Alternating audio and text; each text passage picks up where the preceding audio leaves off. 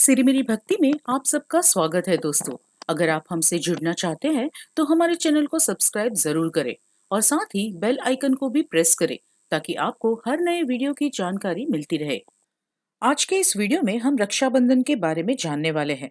हिंदू धर्म में भाई बहन के प्रेम का प्रतीक त्योहार रक्षाबंधन हर साल श्रावण मास की पूर्णिमा को मनाया जाता है। इस पावन दिन बहन भाई को राखी बांधती है और भाई बहन को रक्षा का वचन देता है। धार्मिक मान्यताओं के अनुसार शुभ मुहूर्त में राखी बांधने का बहुत अधिक महत्व होता है। ज्योतिष शास्त्र के अनुसार भद्रा के समय राखी नहीं बांधनी चाहिए। राखी के दिन भद्रा का खास ध्यान रखा जाता है। धार्मिक मान्यताओं के अनुसार राखी बांधते समय भाई का मुख पूरब दिशा में और बहन का पश्चिम दिशा में होना चाहिए। सबसे पहले बहन अपने भाई को रोली अक्षत का टीका लगाए, घी के दीपक से आरती उतारे, उसके बाद मिष्ठान खिलाकर भाई के दाहिने कलाई पर राखी बांधे। रक्षाबंधन का त्योहार प्रतिवर्ष श्रावण मास की पूर्णिमा के दिन मनाते हैं, इसीलिए इसे राखी पूर्णिमा के नाम से भी जाना जाता है। यह पर्व भाई बहन के प्रेम का उत्सव है। रक्षाबंधन का पर्व भाई बहन के बीच अटूट प्रेम और पावन रिश्ते को प्रदर्शित करता है। रक्षाबंधन के दिन बहनें अपने भाइयों की कलाई पर रक्षा सूत्र, राखी या मौली बांधकर उनकी दीर्घायु और सुख समृद्धि की कामना करती है। वहीं दूसरी तरफ भाई भी अपनी बहनों को उपहार देकर ताउम्र उनकी रक्षा का वचन देते हैं। हिंदू पंचांग के अनुसार रक्षाबंधन का त्योहार हर साल श्रावण मास की शुक्ल पक्ष की पूर्णिमा तिथि को मनाया जाता है। साल 2022 में रक्षाबंधन का पर्व 11 अगस्त गुरुवार को पड़ रहा है। श्रावण मास की पूर्णिमा को कजरी पूनम भी कहा जाता है। रक्षाबंधन के दिन चंद्रमा मकर राशि में रहेंगे। याद रखें कि इस तिथि पर भद्राकाल और राहुकाल का विशेष महत्व होता है। भद्राकाल और राहुकाल में राखी नहीं बांधी जाती क्योंकि इस काल में शुभ कार्य वर्जित माना जाता है। कहा जाता है कि इस दौरान कोई भी शुभ कार्य करने से उसमें सफलता नहीं मिलती है।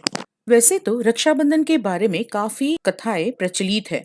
एक पौराणिक कथा के अनुसार एक बार जब प्रभु श्री हरि ने वामन अवतार लेकर राजा बलि का सारा राज्य 3 पग में ही मांग लिया था और राजा बलि को पाताल लोक में रहने को कहा था, तब राजा बलि ने स्वयं श्री हरि को पाताल लोक में अतिथि के रूप में उनके साथ चलने का आग्रह किया।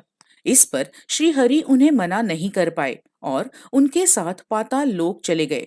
लेकिन बहुत वक्त गुजरने के बाद भी जब प्रभु नहीं लौटे तो माँ लक्ष्मी को चिंता होने लगी।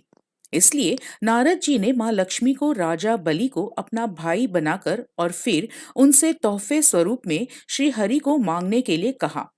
माता लक्ष्मी ने वैसा ही किया और राजा बलि के साथ अपना संबंध गहरा बनाने के लिए उनके हाथ में रक्षा सूत्र बांध दिया। महाभारत के एक प्रसंग के मुताबिक राजसूय यज्ञ के दौरान जब श्री कृष्ण ने मगध नरेश शिशुपाल का वध किया, तब उनके हाथ पर भी चोट लग गई थी। श्री कृष्ण की चोट को देखकर द्रौपदी ने तुरंत अपने लिबास का एक टुकड़ा फाड़कर प्रभु के हाथ पर बांध दिया और उसी दौरान भगवान कृष्ण ने द्रौपदी की सदैव रक्षा करने का वचन दिया। इसी कारण जब दुशासन द्रौपदी का चीरहरण कर रहा था, तब भगवान श्री कृष्ण ने द्रौपदी की साड़ी लंबी करके उनके मान की रक्षा की थी। राखी को लेकर एक ऐसा ही प्रसंग भारतीय इतिहास में भी देखने को मिलता है। उस समय चित्तौड़ की गद्दी पर रानी कर्णावती आसीन थी। वह एक विधवा रानी थी। चित्तौड़ की सत्ता को कमजोर हाथों में देखकर गुजरात के सुल्तान बहादुर शाह ने उन पर हमला कर दिया। ऐसे में रानी अपने राज्य को महफूज रखने में असमर्थ होने लगी।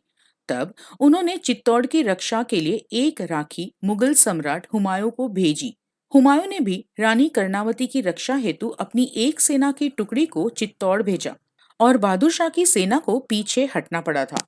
ये है कुछ पौराणिक कथाएं जिसकी वजह से हम रक्षाबंधन का त्योहार मनाते हैं। अगर आपको हमारा ये वीडियो पसंद आया हो तो हमारे चैनल को लाइक, शेयर और सब्सक्राइब जरूर करें।